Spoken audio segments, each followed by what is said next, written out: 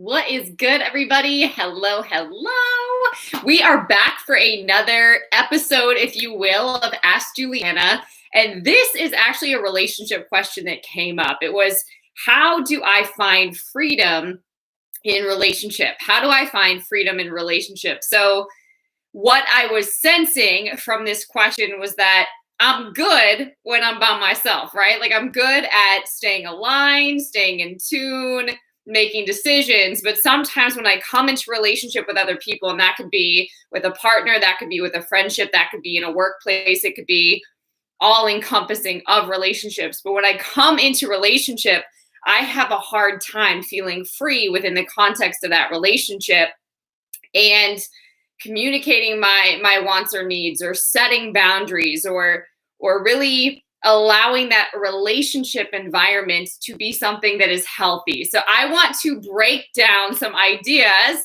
that I have for you. So this might be something that you want to flag or copy the link and share with a friend. And if you haven't subscribed, make sure that you do that, because in addition to doing these videos every week, I do frequently come on as led. So make sure that you subscribe so that you get all those videos. But let's dive into this. So the short answer to this is the title of the video. You've got to hold yourself accountable to what it is that you need, what it is that you want, what it is that you desire. Because a lot of times we get into relationships and we don't communicate any of these things, then we're putting these unspoken expectations and needs and wants and desires onto other people, and then getting upset when they don't read our minds, when they don't figure it out, when they don't fill in the gap and show up in the way that we think that they should, or show up in the way that we expect that they should. So then we get stuck in this really weird, funky energy, right?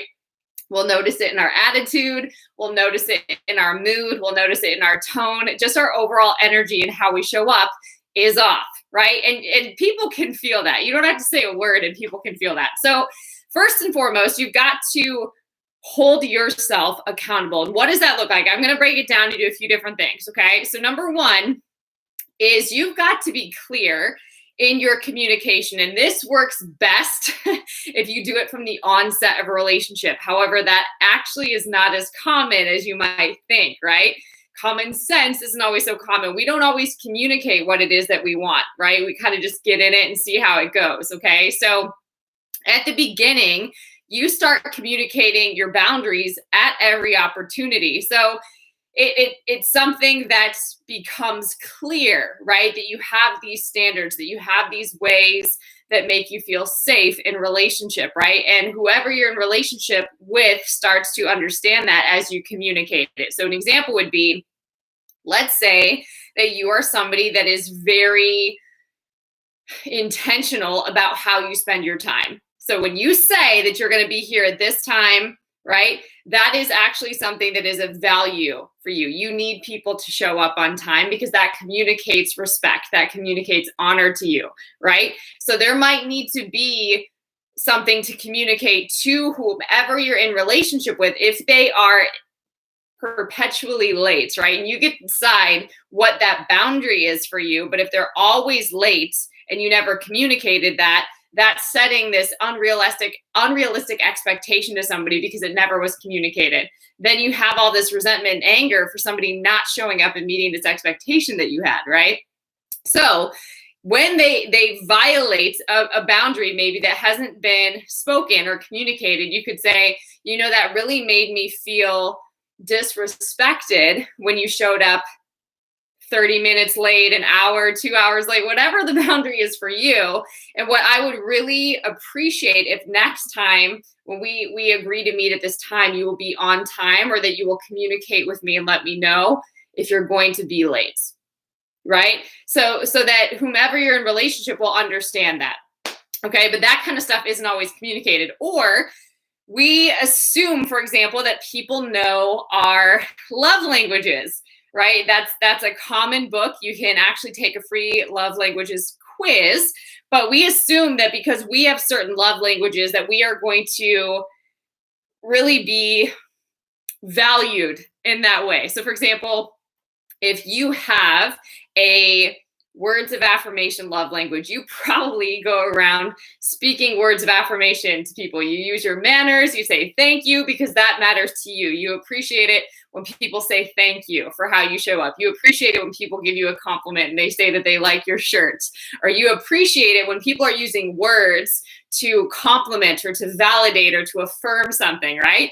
So you might do that to somebody else, but their love language might actually be physical touch, right? So while you think that you're sowing love into them, they might receive love differently or need it differently. And that's something that you're not going to just know or understand unless it's communicated. So with communication for you and holding yourself accountable, it is super important to get clear on what do I need in this relationship, whether it's with a partner, whether it's with a parent, whether it's with a friend, right? What is it that I need in this relationship? It's absolutely okay to have needs, right? But what is it that I need? Then also, what is it that I want?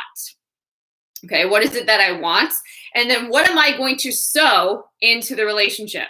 What am I going to sow into a relationship? So this is actually a lot of intention, a lot of visualization, a lot of reflection, a lot of inner work before you even really step into the relationship, right? It's important to know those things because then you can communicate them. You can articulate that to somebody. And if, for example, you get triggered in some kind of way, you don't just react and freak out on somebody, right? When you're clear, then you can communicate, you can respond in ways that are healthy and fruitful and productive and progressive, right? So that's what I would say with communication. Get clear personally so that you can hold yourself accountable to these things on what it is that you need, right? You need this. This is a non-negotiable. What it is that you want, right? You prefer these things, okay? And then what it is that you're going to bring to the table. You can also have non-negotiables as well. And we call them deal breakers, right? You can also have those things, but it's important to have grace for people too, right? Like if somebody does a one-time offense, is that a pattern or is that something that just upset you, right? Because we do live in a very reactive culture. We live in a cancel culture. We live in an ultimatum culture. We live in a judgmental and critical culture where we just, call out other people's sins, but we fail to actually look at ourselves and identify our weakness or how we're actually part of the problem, right? We don't do that kind of work often. So it's really important to be clear, right? The next thing is with your boundaries, really, really do some deep work on what this is. So for example, this could be spiritual boundaries. This could be emotional boundaries. This could be physical boundaries. This could be financial boundaries. This could be,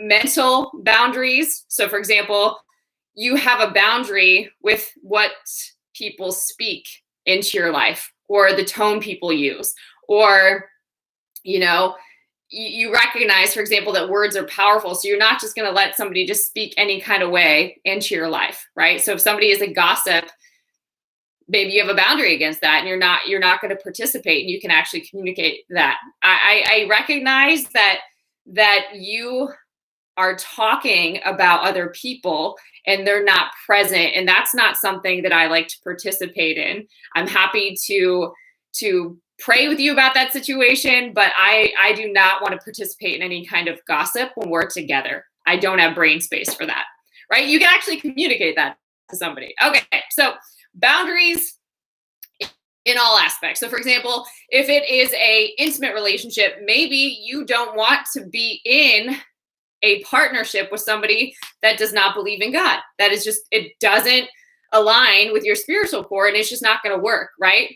Because you're going somewhere, right? And it's really important to be clear and specific about what it is that you want, not just to let's see how this goes, right? Because inherently you usually know these things, but if you don't communicate them, you could really start drifting, right? Or maybe physically, it's really important for you to be having boundaries around how you take care of yourself, right? So if other people are stepping into those boundaries or trying to pull you out of that, okay, then that's going to let you know that you need to create some distance or that you might need to communicate something, right?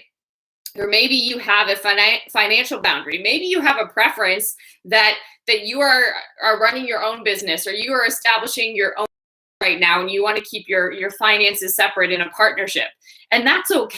But for some people, they follow a very traditional path. And if they're in a covenant relationship, they want to merge their finances. Some people, that works for them. Other people, they don't want to be looking at all the bank statements and managing, who did you pay that $100 to? Some people don't want to be invested in that and just want their partner to manage it, and they want to manage their own. And that could be fine for that couple, right? So it's important that you're clear on what your boundaries are in all aspects so that you can communicate that and really have healthy conversations that move the relationship forward, right? So consider what your boundaries are in all aspects, okay? So that you're clear about being able to communicate that as you progress in different levels of relationship, versus a lot of times when you don't communicate boundaries or you haven't practiced setting them before, things can start happening that add up, and then all of a sudden there's like I've had it, we're done. Like all of this has created anger and you just lash out,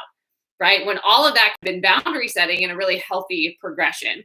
So number one is communication, and really knowing your love language, knowing how to communicate, knowing how people that you're in relationship communicate. Sometimes this is understanding attachment styles in relationship. Really, really important. So for example, another one with communication, you might think that you have assertive communication, but you actually have aggressive communication. And it's really important to become aware of that, because that style might be incredibly confrontational and unhealthy for whom you're in relationship with, but you think it's fine. So it's just important that you understand communication styles, love languages, all the things, so that you can really love people in you're in relationship. Another example of that could be a parent with a child. Likely there's different love languages here, and you can learn your child's love language so that you can actually show them love and they can receive it because you love them, even if that's not your love language, right? So one is communication, two is knowing your boundaries. And then the other thing is to really set up ways to connect with people that you're in relationship with, okay? So when you start to discover what you like to do to connect, how can you invite people into doing that with you?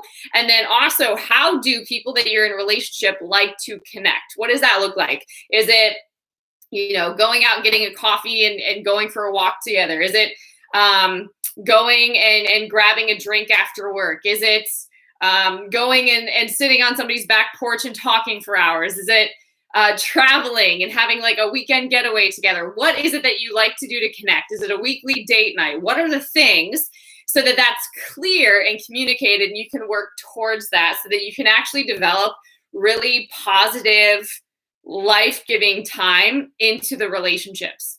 Okay, so even like, let's say that you have a friend that loves going to the gym and playing basketball. You can join them, and that'll feed not only your relationship, but your friendship and your life, right? So think about those things, but really look for ways that you can create space to develop connection as well, okay? Now, a couple of things that I want to share when it comes to holding yourself accountable. A lot of times when we get clear, when we start doing our inner work, the only way to know how you're progressing is to actually process these things, right? To ask yourself the questions: what is it that I need? What is it that I want? How do I communicate? How do I receive information well? What is my love language? What makes me feel safe? What makes me feel connected, right? Knowing that is incredibly powerful for you. Okay. But you also have to process that and then practice it. Okay. And it's one thing to practice those things alone, right? Like, let's say that you live alone, you don't have any pets, you have all this downtime, you can actually unpack this, you can do the work. But the minute you're in a relationship with somebody, you're going to need to communicate differently. You're going to need boundaries. You're going to need to really be aware of and accept differences. Okay. You can't operate just like you're an island. Whenever you're in a relationship, you can't operate that way. And we're meant to be in relationships. That's something that's really important. But I had a question within a question sort of that came up with this. When you're holding yourself accountable, sometimes people think that with healing, for example, that this is something that you're never going to you're never going to heal. You're never going to get over it. You're never going to fully process the trauma, for example. You're never going to just like arrive, okay? But here's what I want to say to that. You're never going to forget the incident or forget the trauma or forget what happened, but you absolutely can heal. And an evidence of being healed is that you are consistently applying the tools that you've learned when you're triggered. Okay, so there might still be things that trigger you, but you're aware of it. Therefore, the trauma and the trauma brain or the trauma reaction is not taking over. You're aware and you're able to actually practice your tool instead. That is evidence that you're healed. Okay, and walking that out is evidence of your healing, right? And you get better in the practice of it. Okay, so that's how you know, and we get better as we practice all the time. So hopefully that is helpful for somebody. But I want to say too, usually where I've seen trouble in relationship is there is this unspoken assumption that this person gets me, that they know what I want, that they know what I need, that they should just be able to read my mind and show up in my life the way that I want them to and need them to, whenever that is, right? But that's just not the case, and it's not fair for you to put your work on somebody else, number one. It's also not fair for them, and to have that unfair expectation that they're going to be able to fill in those gaps for you all the time, because it's really a disservice for you and the other person in the context of that relationship. Okay. So a great way to think about this is picture, I don't have anything to draw. Dang it. Picture this. Okay. Picture like a giant circle, and then on either side, there's a thinner circle and a thinner circle. So this is one person, this is the other person, and the bigger circle in the middle is the relationship. Okay. Now, if you cut the relationship in half, the top of the circle is logic.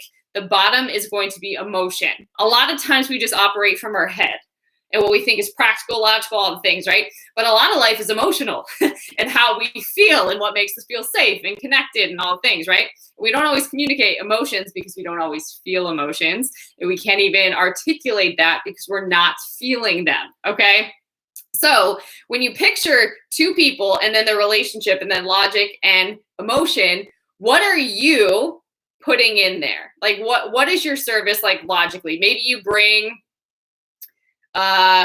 strategies and practical solutions and support and organization and time management, right? Like that's all logical. Maybe that's what you bring. And then maybe your partner meets you in that, okay? Or whoever you're in a relationship with. And then emotionally, what are you bringing to the table? Are you bringing understanding? Are you bringing safety? Are you bringing fun and joy and peace and wisdom? Are you bringing, right? What are you bringing? Are you bringing frustration? Are you bringing anxiety? Are you bringing anger, right? Or what also is your partner bringing, okay? And then recognize too, when somebody is unsafe and uncomfortable, that's usually a trigger. And that's when emotionally, logically, all that stuff shifts and you're bringing things that are unhealthy into the space. So why am I showing that example? I'm showing it to you because a lot of times what's helpful is feeding the relationship. Okay. So really pay attention to what are you feeding the relationship? Are you looking to somebody else to bring everything to the table, yet you forgot what you're bringing, right? Are you focusing on feeding the relationship, or are you focusing on what you're not getting, right? It's really, really important to do this kind of work. And so my recommendation, if any of these nuggets are resonating with you, is to really explore what it is that makes sense for you in terms of your work that would bring positive momentum into your life. So for example, for me, I have always embraced therapy. I've always gotten a therapist different seasons in my life for different things in order to prepare for something or to be proactive for something, or also to help me process, some relationship fog or something that's not clear, so that I'm not just bringing my stuff and projecting that onto somebody else or expecting somebody else to get it. Like I'm actually clear on what's going on with me so that I can actually show up in a healthy way. And then with boundaries and other things, I can then assess if that relationship is going to continue or if it needs to be removed from my life and act accordingly, right? But it's really important to have a space for me. So that's something I do. I also work with coaches. I am a coach, so I also work with my own coach. And I've worked with different coaches in different seasons for different things that I've needed or different things that I've wanted to develop. I just find that that's a really great way for me to progress. I also have pastors and spiritual counsel and covering that can help me process a lot of what I'm navigating spiritually speaking. And I find that incredibly powerful to be able to have people to pray for you and support you and that understand what season that you're in or what you're walking through and that can hold that healthy space for you. I have safe folks that I'm in life groups with or different groups that I can really do life with other people so that they can see me, know me, understand me, and vice versa. We can walk out life together. So I create things in my life to help me be fed, which is a blessing I have found so that I am not only accountable to my own process and seeing how I show up, because relationships are great at reflecting things back to you, but I'm not looking to one person to be the answer to all these things that I need, or to meet all these expectations that I have, or to suddenly like fill my cup because I'm empty, right? Or to just pour into me because I haven't been doing my own self-work or working my tools. So that would be the last thing that I would say too. In addition to having like your own advisory board of people that can help you and really that are invested in your development alongside of you. Of course, you're doing the heavy lifting. I also recommend developing an arsenal of tools that just help you feel your best and really focus on feel.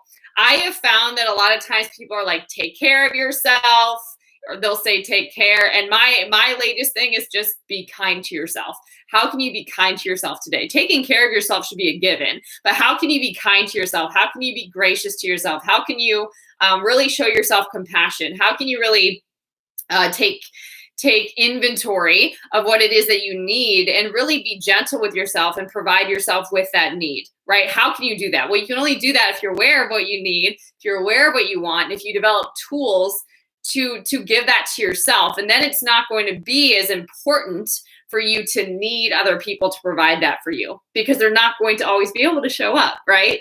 So it's really important that you have all of that stuff figured out for you. And that might change in different times and in different seasons, right? But it's really important to be able to access those tools and access those resources. So hopefully this is helpful for you, but really and truly in relationship, no matter who it's with, you've got to honor and really work towards and do the work for you that you need, that you want, that you desire, and hold yourself accountable to that, because then you'll show up in integrity in other relationships, okay? Usually when we get the most upset, it's because we are actually not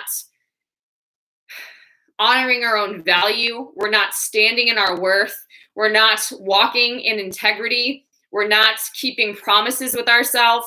We're just getting sloppy and messy with ourselves. And then a lot of times we project that frustration. We project that self-rejection. We project that yucky funk onto other people and make a mess in our relationships too, because we're not taking care of ourselves. So a lot of times when you hear the Bible verse, love your neighbor as yourself, right? Or self-love and self-care and all of that, it's got to be practical and real for you, so much so that it actually creates a real shift and that you're able to do and utilize these tools consistently so that you can show up in healthy ways. It's not about being perfect. It's not about always having it together. It's about being a whole human, communicating what it is that you need and want, and growing through what you go through without causing harm if possible, right? To actually be progressing, to actually be having and enjoying your life, right? It doesn't always have to feel like heavy,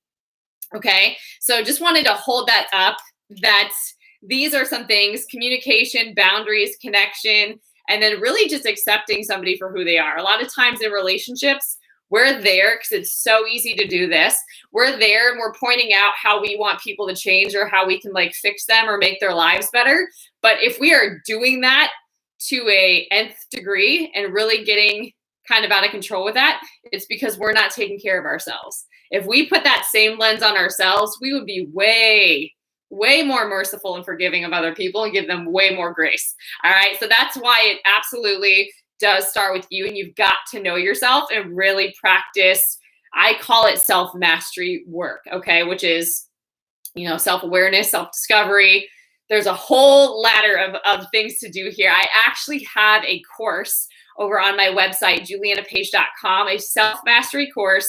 It is 6 weeks. There's video content, homework assignments. You can just guide yourself through that. There's also email support, so I can kind of walk you through with that if that's something that you're interested in and you can really sense that you have a need to do more of this work. But at any rate, I hope that this message blessed you. As I said in the beginning, if you haven't subscribed yet, make sure that you do that.